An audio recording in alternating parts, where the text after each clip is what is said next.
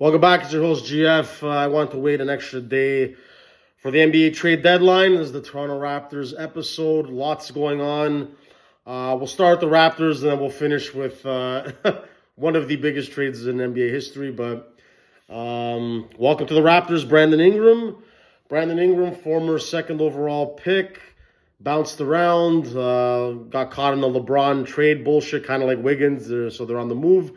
Never worked out in New Orleans. Like he was an all-star one year, but him and Zion, just injuries, more on Zion's end than his. But I don't think New Orleans is going to last personally. So good for him to get out of there. He wants to be in a real basketball city and basketball market. You are in Toronto. And we didn't have to get rid of Emmanuel quickly, RJ Barrett, or Scotty Barnes.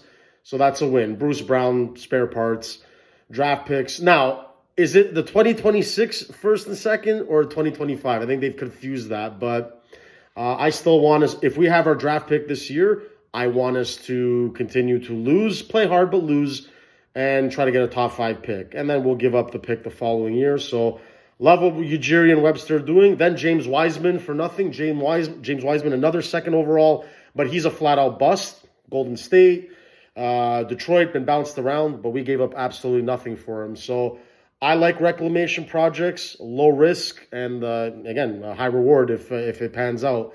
So that's that. As I'm watching the Leaf game, Marner breakaway. Oh, baby. It's okay. Leafs are up 1-0. That would have been a shorthanded beauty. We got Baldy in the house here. Coach is coming in a bit, but let's finish. And there were other trades too. De'Aaron Fox to the Spurs. The Spurs know how to do it. Guys, the NBA is poor and rich, just like real life. The haves and the have-nots.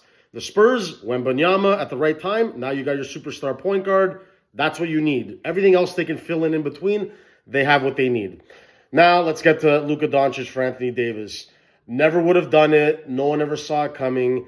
Luka, a little bit. He drank that beer last year at the Western Final, but he got them to the finals. 25 years old. I don't get it. Him, Kyrie, you had Gafford and Lively, PJ Washington playing well. I don't understand why the move was made.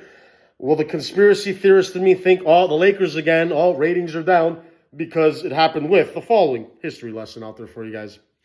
Wilt Chamberlain, L.A., 1975, I think that was 68. 75, Kareem Abdul-Jabbar, L.A. Lakers. No coincidence. How come they're not going to Milwaukee? How come they're not going to Sacramento or Toronto? It's always the Lakers, the brand, the Dallas Cowboys or the New York Yankees of basketball, but even more so because not everyone goes to the Cowboys. Everybody wants to go to the Lakers, the market, LA. Keep going. Shaq, 1996 or 1997? 96. Dwight Howard there for a bit. Anthony Davis, LeBron James. And here you go. The latest one, and it won't be the last one, Luka Doncic for Anthony Davis.